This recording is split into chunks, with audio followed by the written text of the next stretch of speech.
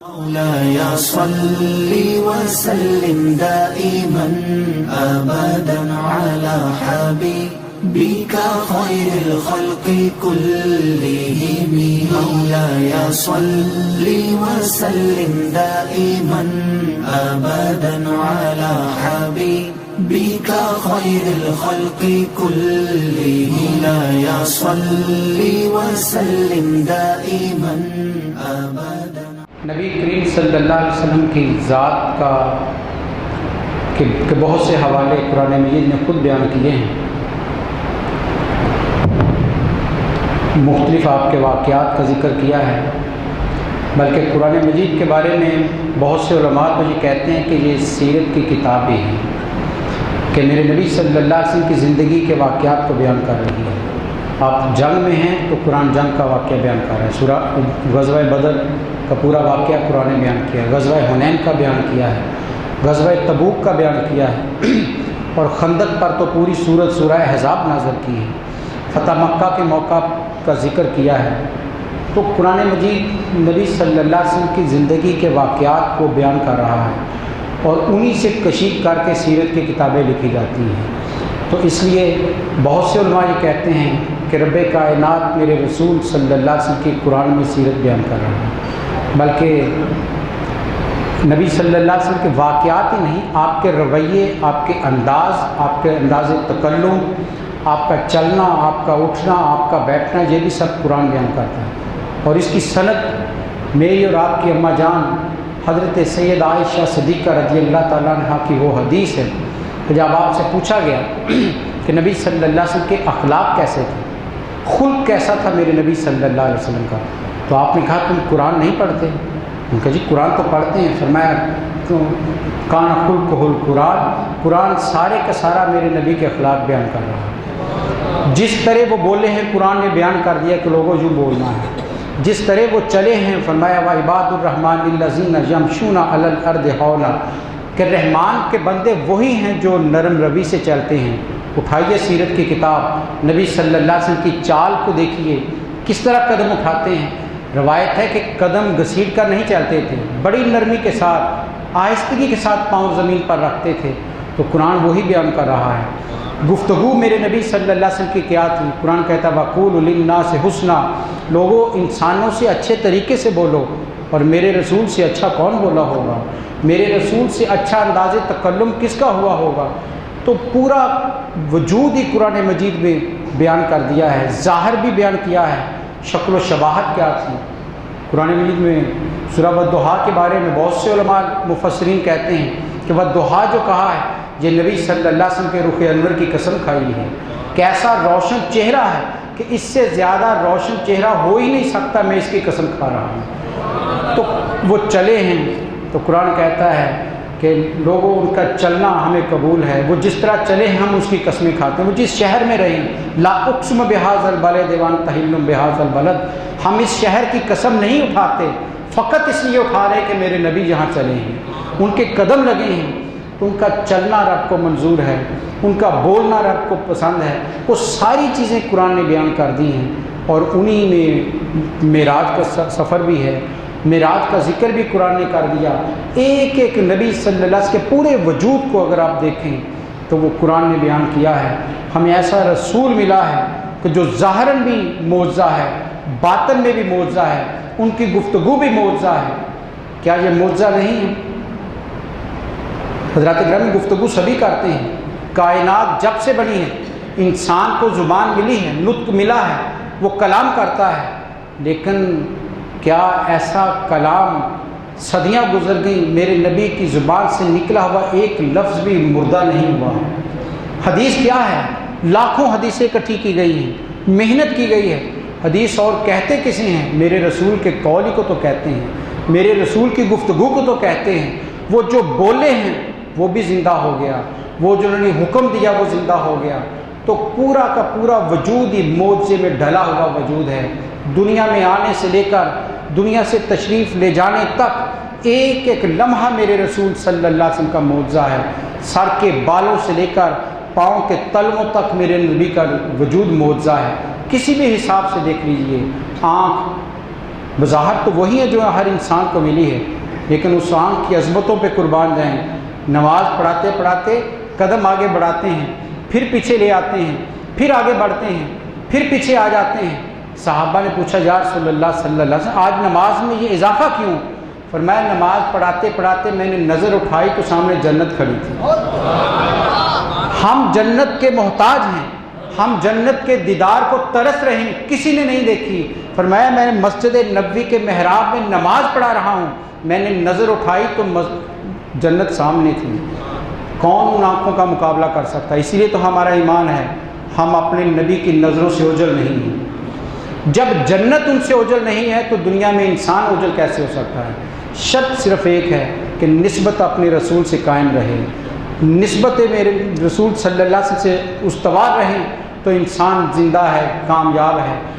تو وہ وجود کہ جن کا دیکھنا عام انسانوں کی طرح نہیں معجزہ ہے، وہ یہی آپ نے فرمایا میں مدینہ میں بیٹھ کر، بہت سی روایات ہیں، فرمایا 70 میل کے فاصلے پر رات کے اندھیرے میں، کالی رات میں چلنے والے انسانوں کو بھی دیکھتا ہوں۔ یہی تو ہمارا ایمان ہے۔ حشر میں ایک ایک امتی کو پہچانیں گے یا نہیں پہچانیں گے؟ ہر ایک کا چہرہ پہچانیں گے، کیوں؟ ہر ایک ان کی نظر میں ہے، ہر ایک کو میرے رسول دیکھ رہے ہیں۔ تو اس آنکھ کا مقابلہ کون کر سکتا ہے؟ وہ آنکھ سراپا معجزہ ہے کہ بیٹھے زمین پر، اور پھر ان کانوں کی سماعت پر کون مقابلہ کر سکتا ہے؟ کان سبھی رکھتے ہیں، چند گز کا فاصلہ ہو جائے تو ہمیں سمجھ نہیں آتی کیا کہا گیا ہے، ہمیں دوبارہ سننے پر ہم مجبور ہو جاتے ہیں۔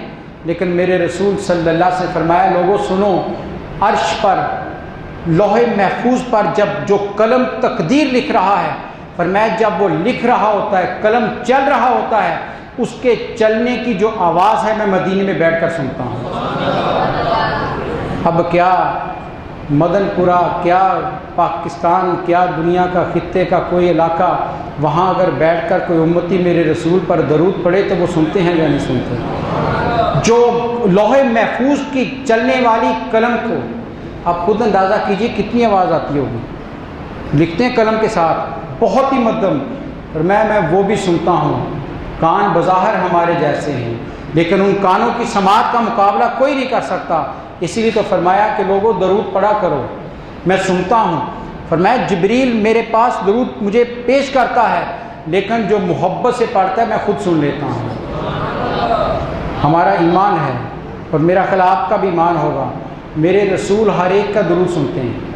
یہ جو آپ نے کہا جبریل لاتا ہے اور محبت والے کا سنتا ہوں، یہ اس لیے کہا تاکہ درود پڑھتے ہوئے تمہارا دھیان کہیں اور نہ جائے، محبت سے پڑھو، ورنہ سنتے وہ سبھی کا ہیں، یہ صرف محبت کو اور بڑھانے کے لیے ہے تاکہ جب درود پڑھنے لگو تو یہ خواہش پیدا ہو جائے کہ جو میں کہوں میرے رسول خود سماعت فرما لیں۔ اور جب وہ سن لیتے ہیں تو پھر حضرات گرامی گواہی بن جاتی ہے یا نہیں بن جاتی؟ شاہد کا ہے قرآن مجید میں نبی صلی اللہ علیہ وسلم، اِنَّا أَرْسَلْنَاكَ شَاهِدًا وَمُبَشِّرًا وَنَذِيرًا، ہم نے آپ کو شاہد بنا کر بھیجا ہے۔ شاہد گواہ کو کہتے ہیں، ایک ایک امتی جو درود پڑھ رہا ہے میرے نبی سن کر گواہی دیں گے قیامت کے روز کہ اللہ میں نے خود سنا یہ مجھ پر درود پڑھ رہا تھا۔ تو شاہد تو بن گئے، وہ گواہ تو ہیں وہ، اور اس لیے انہیں گواہ بنانا ہے تو پھر درود پڑھو تاکہ کل قیامت کو وہ گواہی دے سکیں۔ تو پورا وجود میرے نبی صلی اللہ علیہ وسلم کا، ایک ایک بال، کتنے قیمتی بال ہیں نبی صلی اللہ علیہ وسلم۔ حضرت ابن عمر کے بارے میں روایت میں ہے کہ جب فوت ہونے لگے تو بلایا اپنے ساتھیوں کو اور انہوں نے کہا کہ جب تم مجھے لحد میں اتار دو نا، کفن جنازہ ہو جائے لحد میں اتار دینا، مٹی ڈالنے سے پہلے میری آنکھ کی پتلی کو کھولنا اور میرے پاس میرے نبی صلی اللہ علیہ وسلم کی ریش مبارک کا ایک بال ہے میری آنکھ میں رکھ دینا۔ پوچھا اس سے کیا ہوگا؟ فرمایا حشر کی قبر کی ساری سختیاں دور ہو جائیں گی، اس بال کی برکت اتنی ہے، فرمایا میری آنکھ میں رکھو گے تو اپنے نبی کو پہچاننے میں تردد نہیں بنے گا۔ تو بال کی یہ شان ہے، ایک بال کا ایک ٹکڑا وہ اتنی قدر و قیمت رکھتا ہے، معجزہ ہے۔ حضرت خالد بن ولید کے بارے میں مشہور ہے کہ جنگ کر رہے ہیں، سیف اللہ کہا ہے، سپہ سالار ہیں، جنگ کرتے کرتے گھوڑے سے نیچے آ گئے، کچھ تلاش کر رہے ہیں۔ ساتھیوں نے کہا حضور کیا ہو گیا آپ کو؟ اتنی گمسان کی جنگ ہو رہی ہے، یہاں تو جان کے لالے پڑے ہیں۔ آپ نیچے کیوں اتر آئے؟ کہا میری ٹوپی گم ہو گئی ہے، پگڑی گم ہو گئی، وہ ڈھونڈ رہا ہوں، نیچے گر گئی ہے۔ کہا حضرت یہاں تو لوگوں کو اپنی جان کی فکر لگی ہے، آپ ٹوپی ڈھونڈ رہے ہیں، یہ کیا بات ہے؟ اور میں تمہیں خبر نہیں، وہ ٹوپی عام ٹوپی نہیں ہے، تم سمجھتے ہو خالد فتح یاب ہوتا ہے، خدا کی ذات کی قسم مجھے کامیابی نہیں ملتی، میری اس پگڑی کے اندر میرے رسول کی ریش مبارک کا ایک بال ہے جو مجھے فتح دلاتی ہے۔ یہ کس کا ایمان ہے؟ یہ حضرت خالد بن ولید جی نے میرے رسول نے سیف اللہ کہا ہے کہ مجھے فتح نہیں ملتی، ارے فتح خالد کو اس بال کی برکت سے ملتی ہے، میرے سر پر رہتی ہے تو اللہ مجھے ہر جگہ کامیاب قرار دیتا ہے۔ یہ شان ہے میرے نبی صلی اللہ علیہ وسلم کی، ایک ایک وجود کا حصہ میرے نبی صلی اللہ علیہ وسلم کا معجزہ، سراپا معجزہ بنا کر بھیجا ہے۔ حضرت ام سلمہ ام المومنین آپ فرماتی ہیں کہ نبی صلی اللہ علیہ وسلم جب دنیا سے تشریف لے گئے تو فرماتی میں نبی صلی اللہ علیہ وسلم کے آپ کے سینے مبارک پر میں نے اپنے ہاتھ آخری مرتبہ لگائے، وہ کہتی ہیں کہ جب تک میں زندہ رہی میرے ہاتھوں سے خوشبو ختم نہیں ہوئی، میرے ہاتھوں سے خوشبو ختم نہیں ہوئی ہے، میں نے مس کیا تھا اپنے رسول کے جسم کو۔ ارے وہ وجود پورے کا پورا معجزہ ہے، یہ تو ہمیں دکھایا گیا لوگوں کو جو نہیں مانتے تھے عقل کے اندھے، کہ چاند توڑ کر دکھا دیا، سورج پلٹ کر دکھا دیا، پتھر کلمہ پڑھنے لگ گئے، درخت با کر۔ روایت نبی صلی اللہ علیہ وسلم سوئے ہوئے تھے، جاگے تو صحابہ اکرام نے کہا یا رسول اللہ صلی اللہ علیہ وسلم ہم نے ایک عجیب نظارہ دیکھا، آپ سوئے ہوئے تھے، سوتے سوتے آپ پر دھوپ آ گئی، تو ہم نے دیکھا جو قریب درخت تھا وہ چل کر آپ کے اوپر آ کر آپ پر سایہ فگن ہو گیا۔ مسکرائے میرے رسول صلی اللہ علیہ وسلم، فرمایا لوگوں سنو، میرے وجود کو کائنات کا ذرہ ذرہ پہچانتا ہے، کون سی چیز ہے جو میرے نبی کو نہیں پہچانتی؟ وہ سب جانتے ہیں میرے نبی صلی اللہ علیہ وسلم کون، کتنی شان رکھتے ہیں۔ تو اس لیے ہم تو ایمان رکھتے ہیں کہ وہ وجود سر تا پا معجزہ ہی معجزہ ہے، وہ ان کے ہاتھوں میں برکات کتنی کہ تبوک کی جنگ سے واپس آ رہے ہیں، بعض حدیبیہ کا بھی واقعہ لکھتے ہیں کہ جنگ سے واپس آئے، پانی ختم ہو گیا، یہ کہا یا رسول اللہ صلی اللہ علیہ وسلم پانی نہیں ہے، کہا کچھ بھی نہیں کسی کے پاس، کہا جی ایک پیالے میں پانی ہے ایک فرد کے پاس، نہ جانور کے لیے پانی نہ انسان کے لیے پانی ہے، صحرا ہے، مر جائیں گے ہم۔ فرمایا لے آؤ پیالہ، وہ پیالہ لے آئے، میرے سرکار صلی اللہ علیہ وسلم اس میں، حضرت جابر اس کے راوی ہیں، کہتے ہیں آپ نے اپنا دست مبارک پیالے میں رکھ دیا، وہ کہتے ہیں خدا کی ذات کی قسم آپ کی انگلیوں سے میں دیکھ رہا تھا کہ یوں جیسے چشمے پھوٹ پڑے ہوں۔ پوچھا کتنے لوگوں نے پانی پیا؟ حضرت جابر کہتے ہیں لوگوں سنو، اگر ہم لاکھوں بھی ہوتے تو پی لیتے ہم، لیکن اس دن 1500 افراد تھے، فرمایا ہر ایک نے پانی پیا، اپنے جانوروں کے لیے بھر لیا، اور میرے نبی کے ہاتھوں سے پانی چشموں کی طرح بہہ رہا تھا۔ ارے سوچئے، یہاں ایک بات آپ بھی دل میں سوچئے، اگر اس وجود سے عقیدت اور محبت اور لگن شدید ہو جائے، اعتماد پختہ ہو جائے، تو پھر کسی اور طرف دیکھنے کی حاجت رہتی ہے؟ دنیا بھی وہی دیتے ہیں، دین بھی وہیں سے ملتا ہے، دنیا کی کامیابیاں بھی ان کے دم سے، آخرت کی نجات تو ہے ہی انہی کے صدقے سے، اور کسی کے وجود سے قیامت کے روز شفاعت میرے نبی صلی اللہ علیہ وسلم کا خاص امتیاز ہے۔ تو وہ وجود جو اپنی امت کو دیتا ہی جا رہا ہے، پورا وجود عطا کر رہا ہے، جسم کا ایک ایک حصہ۔ حدیبیہ کے موقع پر عبداللہ بن مسعود ثقفی مکے والوں کی طرف سے آیا کہ دیکھیں یہ نبی کیا کرنے آئے ہیں، کچھ معلومات کے لیے، کچھ دیکھنے کے لیے آیا، کچھ دیر رہا واپس چلا گیا، جا کر کہنے لگا مکے والوں اس وجود سے نہ لڑنا۔ کہا کیوں؟ کہنے لگا میں نے بڑے دربار دیکھے ہیں، بادشاہوں کے جلال دیکھے ہیں، لیکن جو منظر میں یہاں دیکھ کر آیا ہوں میں نے کہیں نہیں دیکھا۔ کہا کیا دیکھا ہے ہو؟ کہنے لگا ان کی عبادت کا وقت ہو گیا، ان کے رسول نے پانی منگوایا، اپنے منہ میں ڈالا، ناک میں ڈالا، اور میرے لات اور عزا کی قسم میں نے ایک قطرہ بھی زمین پر گرتے نہیں دیکھا، صحابہ اکرام چہروں پر مل رہے تھے۔ کہتے آگے بڑھ بڑھ کر دھکے دے کر اپنے ہاتھوں پر لے رہے تھے۔ ارے جو ان کے استعمال شدہ پانی کو گرنے نہیں دیتے وہ خون کہاں بہنے دیں گے؟ تو وہ وجود نبی صلی اللہ، حضرت انس بن مالک کے بارے میں، حضرت انس بن مالک نبی صلی اللہ علیہ وسلم خادم خاص تھے، 10 سال مدینہ منورہ میں میرے نبی کے خادم رہے، خادم رسول کہا جاتا ہے انہیں صلی اللہ علیہ وسلم۔ نبی صلی اللہ علیہ وسلم کے تشریف لے جانے کے بعد حضرت انس بن مالک، لمبی عمر پائی ہے، یہ مصر آئے، کہتے وہاں لوگ اکٹھے ہو گئے کہ صحابی رسول آئے ہیں، ضعیف ہیں۔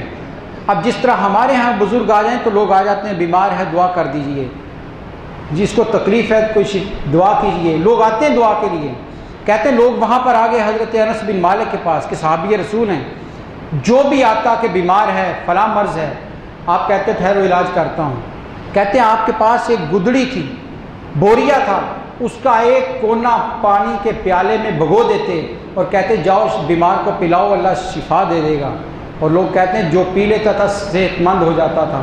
وہ کیا تھا؟ وہ گدڑی، وہ بچھونا تھا جو میرے رسول صلی اللہ علیہ وسلم رات کو اپنے لیے بچھایا کرتے تھے۔ اس بچھونے کے اندر قوت یہ ہے، وہ شفا دے رہی ہے، وہ وجود شفا کیوں نہیں دیتا ہوگا؟ وہ تو سراپا شفا بن کر آئے ہیں۔ تو اس لیے حضرات گرامی، نبی صلی اللہ علیہ وسلم کا وجود سارے کا سارا ہی ہمارا ایمان ہے۔ آپ کا دنیا میں رہنا، چلنا، بولنا، دیکھنا، اٹھنا، بیٹھنا، کھانا، پینا، سارے کا سارا معجزہ ہے۔ وہ دنیا کے کسی انسان کے محتاج نہیں تھے، وہ اتنی شان اور قوت رکھتے تھے کہ سارے بھی مخالف ہو جاتے تو ان میں کوئی بال بھی بیکا نہیں کر سکتا تھا۔ لیکن یہ زخم کھائے ہیں تو ہمارے لیے کھائے ہیں، خون بہا ہے تو ہمارے لیے بہا ہے، تاکہ کل کوئی یہ نہ کہے کہ مجھے پتھر لگا، خون بہا، میں کیا کروں؟ پر میں اپنے رسول کو دیکھ لینا۔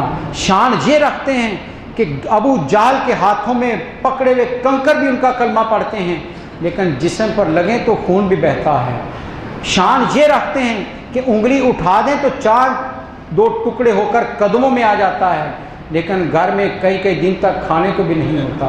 یہ ہم جیسوں کو حوصلہ دیا ہے کہ پریشان نہ ہو جانا، جب بھی سختی آ جائے، مشکل آ جائے، کہیں مصیبت کا شکار ہو جاؤ تو تاجدار کائنات کو دیکھ لینا۔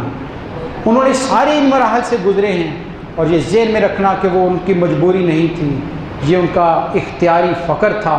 ورنہ آپ نے فرمایا تھا، گھر سے تشریف لائے، سرکار دو عالم صلی اللہ علیہ وسلم مسجد نبی میں تشریف لائے، عمر فاروق رضی اللہ تعالیٰ آپ کے دیکھ کر رونے لگ گئے۔ پوچھا ہے عمر کیوں رو رہے ہو؟ کہا یا رسول اللہ صلی اللہ علیہ وسلم، کیسر اور کسرا تو مخمل کے بستر پر سوئیں، ریشمی بستروں پر سوئیں، آپ کائنات کے بادشاہ ہیں، آپ گھر میں کھجور کی چٹائی پر سو کر آئے جس پر کپڑا بھی نہیں بچھا اور اس کے نشان آپ کے جسم پر پڑے ہیں۔ رونے لگے حضرت عمر فاروق، بلایا، تسلی دی کہ عمر پریشان نہ ہو، اگر میں چاہوں تو یہ احد پہاڑ سونے کا بن کر میرے ساتھ چلے۔ ارے میری شان کو وہ کہا تعالیٰ حضرت نے بڑی خوبصورت بات کہ مالک کونین ہیں وہ پاس کچھ رکھتے نہیں، 2 جہاں کی نعمتیں ہیں ان کے خالی ہاتھ میں۔ ساری کائنات کو جو کچھ مل رہا ہے میرے نبی کے صدقے سے تو مل رہا ہے، فیض انہی کا تو ہے۔ عزت ہو، شہرت ہو، صحت ہو، اقتدار ہو، دنیا کی ہر نعمت میرے نبی کے قدموں کے صدقے سے ملتی ہے، ورنہ کسی کو کچھ نہیں ملتا۔ تو اس لیے معراج ان سارے آپ کے معجزات میں سب سے بڑا معجزہ ہے۔ یہ وہ معجزہ ہے کہ رب کائنات بیان کر رہا ہے۔ لیکن نبی صلی اللہ علیہ وسلم نے حرم میں آ کر بیان کیا کہ میں راتوں رات گیا، اور سننے والے کون تھے؟ کافر، بت پرستی کرنے والے، لات و عزت کو ماننے والے، سارے دشمن ہیں، ان کو سنا رہے ہیں۔ ظاہر ہے کسی نے نہیں ماننا تھا، ذہن میں سوال اٹھنے تھے کہ ایک شخص راتوں رات کیسے جا سکتا ہے؟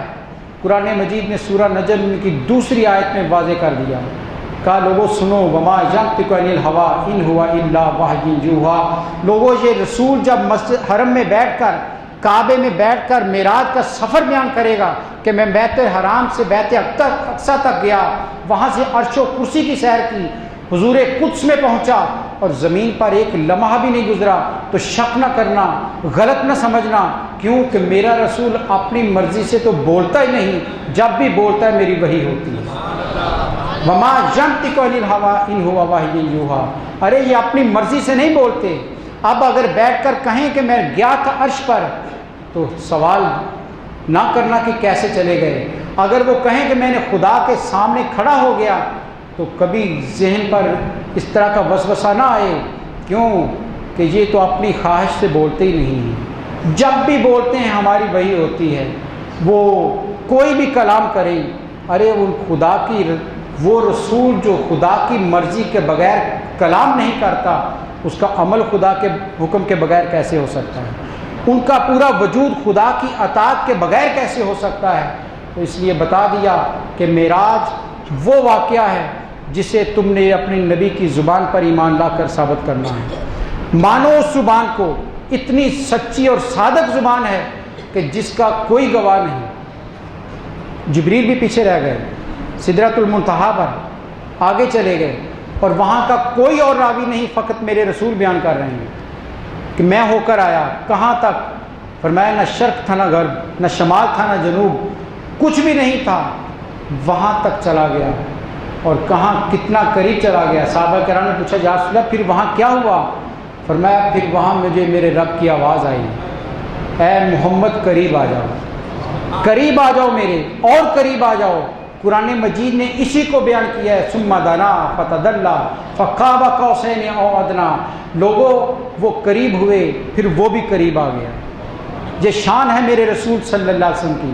فرمایا یہی قریب نہیں گئے، رب کائنات اپنی شان جلالت سے قریب آ گیا، وہ اپنی کرم نوازیوں کے ذریعے قریب آ گیا۔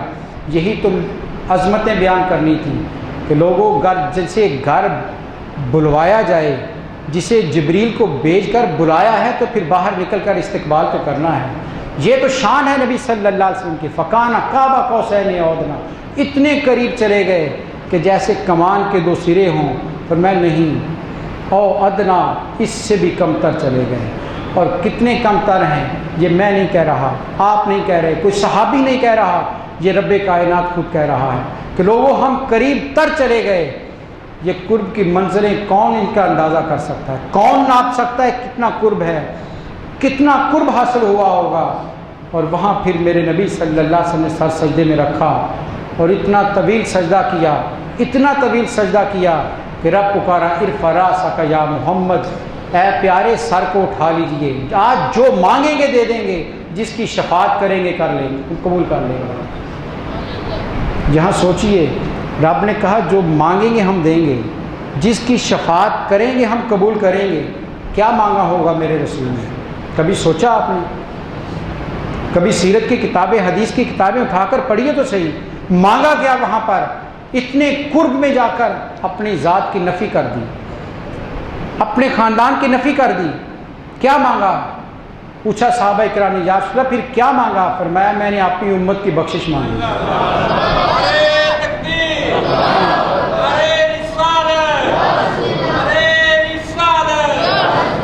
جو نہ بولا ہم غریبوں کو رضا، جو نہ بولا ہم غریبوں کو رضا، ذکر اس کا اپنی عادت کیجیے۔ پھر کیوں نہ قدم قدم ان کو یاد کیا جائے، جو ہر لمحے اتنی عظمتوں پر پہنچ کر بھی اپنی امت کو نہیں بولا۔ کون سی امت؟ ہم جیسے گناہ گاروں کے لیے، ہم جیسے سیاکاروں کے لیے، ہم جیسے خطا کے پتروں کے لیے میرے نبی اس حضور قدس میں کھڑے ہو کر کہہ رہے ہیں یا اللہ میری امت کو بخش دے۔ اور کیا آپ کا یقین نہیں ہے کہ رب نے کہا ہوگا، جب کہا رب نے کہ جو مانگیں گے دے دیں گے، تو کیا مانگا مان نہیں لیا ہوگا؟ بخشش کر نہیں دی ہوگی؟ کر لی ہوگی۔ کیوں؟ خدا میرے رسول کا کہا ہوا ٹالتا ہی نہیں ہے، ٹالتا ہی نہیں ہے۔ جو وہ کہتے ہیں ارے وہ تو ان کی آنکھ کے اشارے پر کعبہ بدل دیتا ہے، زبان سے نہیں کہا، آنکھ کے اشارے پر قبلہ بدل دیا، اور یہ نہیں کہا ادھر رخ کر لیجئے۔ فرمایا حبیب جسے آپ پسند کر دیں اسے کعبہ بنا لیں۔ تو وہ عظمتوں والے رسول، وہ شانوں والے رسول نبی صلی اللہ علیہ وسلم اس حضور قدس میں گئے ہیں کہ جس کو آج تک تاریخ عقل انسانی ناپ نہیں سکتی۔ انسانی ساری عقل اکٹھی کر لی جائے تو اس جگہ اس مقام کا احاطہ نہیں کر سکتی ان لمحوں کو۔ لیکن یہاں ایک اور بات بھی، ابھی ہم نے بات کی کہ آپ کی سماعتیں کتنی ہیں، حدیث آپ نے سنی، ڈاکٹر صاحب نے بارہا بیان کی۔ فرمایا جب میں جا رہا تھا ایسی جگہ جہاں کچھ بھی نہیں تھا تو خیال آیا اکیلا ہوں، تو میں نے اپنے یار غار ابو بکر کی آواز کو سن لیا۔ ارے جو کائنات سے گزر کر بھی اپنے پیار کرنے والوں کی آواز کو سن لیتے ہیں۔ اور ایک روایت یہ بھی ہے کہ فرمایا ایک جگہ گزر رہا تھا تو مجھے یوں محسوس ہوا جیسے بلال اپنے ٹوٹے ہوئے جوتے کے ساتھ گھسٹ کر مکے میں چلتے ہیں، اس کے پاؤں کے گھسیٹنے کی آواز میں نے وہاں سنی ہے، غلام کی پاؤں کے چلنے کی آہٹ سنی ہے۔ ارے وہ رسول صلی اللہ علیہ وسلم اتنی عظمتوں اتنی شانوں والے ہیں، ہم تو ان کی ذکر ساری زندگی بھی کرتے رہیں، ایک پہلو پر بات نہیں کر سکتے، ان کی ایک عطا کا ہم حق ادا نہیں کر سکتے۔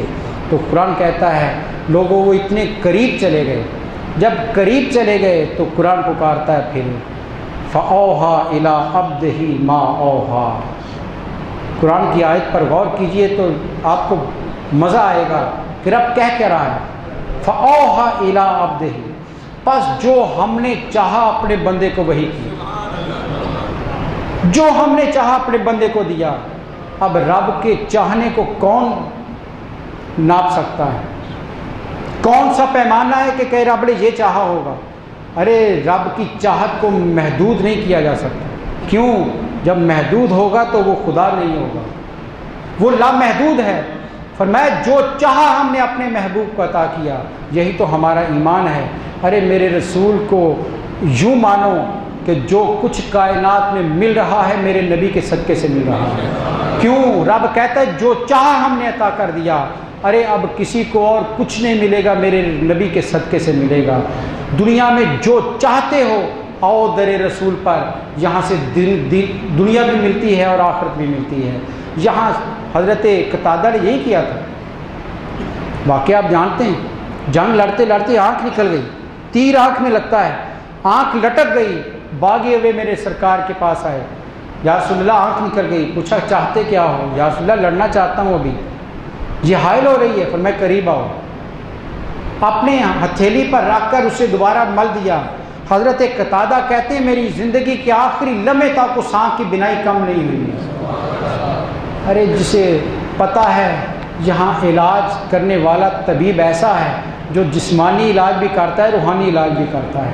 جب ہر چیز ایک دروازے سے مل رہی ہے، پھر ہمیں ادھر ادھر دیکھنے کی ضرورت نہیں ہے۔ وہ کہا تصویر رحمانی نے بڑا خوبصورت کہ اور کسی جانب کیوں جائیں اور کسی کو کیوں دیکھیں، اپنا تو سب کچھ گنبد خضرا کل بھی تھا اور آج بھی ہے۔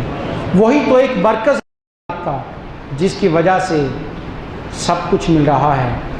معراج نبی صلی اللہ علیہ وسلم کی عظمتوں کا سب سے بڑا حوالہ ہے، اور اس کا جو تحفہ لے کر آئے، صحابہ کرام نے کہا یا رسول اللہ صلی اللہ علیہ وسلم ہمارے ہاں رواج ہے کہ لوگ جب جاتے ہیں سفر پر تو واپس آتے ہیں اپنے دوست احباب کے لیے تحفہ لے کر آتے ہیں، آپ تو کائنات کی سیر کر کے ہمارے لیے کیا لائے ہیں؟ تو میرے نبی نے کیا فرمایا؟ فرمایا صحابہ میں تمہارے لیے نماز کا تحفہ لے کر آیا ہوں، نماز کا تحفہ لے کر آیا ہوں۔ الصلاۃ معراج المومنین، فرمایا مومن کی معراج نماز میں ہے۔ اب معراج کا واقعہ تو پڑھے، معراج کا واقعہ تو سنیں، اور معراج کے تحفے کو بھول جائے، وہ سچا عاشق رسول نہیں ہو سکتا۔ یہ وہ فرض ہے جس کو بیچنے کے لیے دیکھیں زکوٰۃ کی فرضیت کا حکم جبریل لے کر آئے، حج کی فرضیت کا حکم جبریل لے کر آئے زمین پر، روزے کی فرضیت کا حکم جبریل لے کر آئے زمین پر، لیکن نماز کی فرضیت کے لیے رب نے اپنے محبوب کو عرش پر بلا لیا۔ اندازہ کرے کتنا قیمتی تحفہ ہے، کتنی قیمتی چیز دی ہے کہ فرشتے کا وسیلہ بھی نہیں رکھا، اپنے قرب میں بلا کر جو سب سے قیمتی تحفہ تھا وہ میرے رسول کو دیا ہے۔ تو فرمایا نماز اس معراج کا تحفہ ہے۔ تو حضرات گرامی، معراج کا ماننے والا، معراج پر ایمان رکھنے والا نمازوں سے غافل نہیں ہو سکتا، وہ کبھی سجدوں سے غافل نہیں ہو سکتا۔ نبی صلی اللہ علیہ وسلم فرمایا جب میں خدا کے قرب میں پہنچ گیا تو میں نے اپنا سر سجدے میں رکھ دیا، سر سجدے میں رکھ دیا۔ ارے عرش پر پہنچتے ہیں تو سر سجدے میں ہے۔ اور پوچھیے حضرت صفیہ میرے نبی صلی اللہ علیہ وسلم کی پھوپھی سے کہ جب آپ دنیا میں تشریف لائے تو سیدھے سجدے میں چلے گئے۔ ارے دنیا میں آئیں تو سجدے کرتے ہوئے، عرش پر جائیں تو سجدے کرتے ہوئے، اور راتوں کے پچھلے پہر میں اٹھ جا کر اگر اٹھتے ہیں تو پھر سر سجدوں میں ہے۔ تو ان کا ماننے والا سجدوں سے غافل نہیں ہو سکتا۔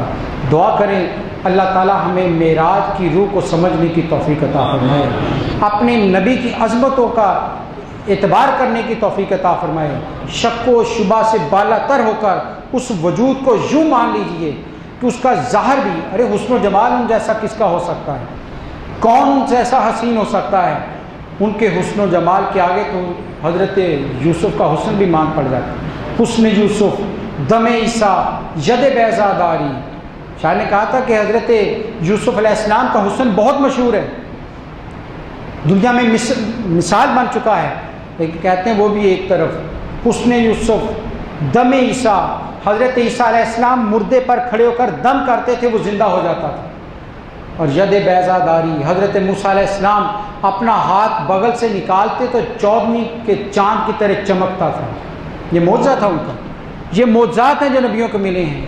حسن یوسف دم عیسیٰ ید بیضا داری، آنچ خوباں ہمادارن تو تنہا داری، یا رسول اللہ صلی اللہ علیہ وسلم یہ بکھرے ہوئے معجزے ہیں، ان سب کو اگر ایک وجود میں دیکھنا ہے تو وہ آپ کی ذات ہے، سراپا معجزہ ہے، آپ کا پورا وجود ہی معجزہ ہے، کسی نبی کو ایک دیا، کسی کو 2 دیے، کسی کو 4 دیے، آپ کا تو زندگی کا لمحہ لمحہ معجزہ ہے، ایک ایک لمحہ، ارے اس سے بڑا معجزہ کیا ہو سکتا ہے؟ رب کائنات جو عالمین سے بے نیاز ہے، وہ قسمیں اٹھاتا ہے اپنے محبوب کے زمانے کی، والعصر، اے حبیب آپ کے زمانے کی قسم کھاتا ہوں، اور کسی زمانے کی، سارے زمانے خدا نے پیدا کیے ہیں، ساری دنیا اس نے بنائی ہے، لیکن کہتا نہیں اے حبیب جس زمانے میں آپ زندہ ہیں میں اس کی قسم کھا رہا ہوں، وہ اس قابل ہے کہ آپ اس میں چلتے پھرتے ہیں کہ اس کی قسم رب کھا سکے۔ تو ذات گرامی اللہ تعالیٰ نے ہمیں اس رسول کی غلامی عطا کی ہے، اس رسول کے غلام بننے کی توفیق عطا کی ہے، اس پر جتنا بھی شکر ادا کیا جائے کام ہے۔ لمحہ لمحہ اپنے نبی کا ذکر کرتے رہیے، ان کو یاد، ان کے معجزات پڑھیے، آپ بچوں کو پڑھائیے، گھر میں سیرت رسول کی مجالس قائم کیجیے، یہ بہت ضروری ہے آج کے انسان کے لیے، گھروں کو سیرت رسول، بچوں کے سامنے کوئی ایک صفحہ میرے رسول کی سیرت کا، کوئی ایک واقعہ، میرے رسول صلی اللہ علیہ وسلم کی زندگی کا ایک دن کا واقعہ، کوئی بھی لمحہ پڑھ کر سنائیے تو صحیح، اور دیکھیے اس وجود نے اس دنیا میں کیسی زندگی بسر کی ہے۔ وہ مثال ایسے تو نہیں بن گئے، نمونہ ایسے تو نہیں بنے، اگر نمونہ مانتے ہیں تو اس نمونے کو پھر پڑھنے کی کوشش بھی کیجیے، جب پڑھیں گے تو پھر ہی ہم اس پر عمل کر سکیں گے۔ اللہ تعالیٰ ہمیں غلامی رسول میں زندہ رہنے کی توفیق عطا فرمائے، اسی غلامی میں ہی موت عطا فرمائے، اور جب حشر میں اٹھیں تو وہی آقا و مولا سامنے کھڑے ہوں اور کہیں کہ ہاں میرا امتی آ گیا ہے، تو کامیابی ہی کامیابی ہے۔ اللہ تعالیٰ جو زندگی بسر کرنے کی توفیق عطا فرمائے۔ وآخر دعوانا الحمدللہ رب العالمین۔ مولاي صل وسلم دائما أبدا على حبيبك خير الخلق كلهم، مولاي صل وسلم دائما أبدا على حبيبك خير الخلق كلهم، مولاي صل وسلم دائما أبدا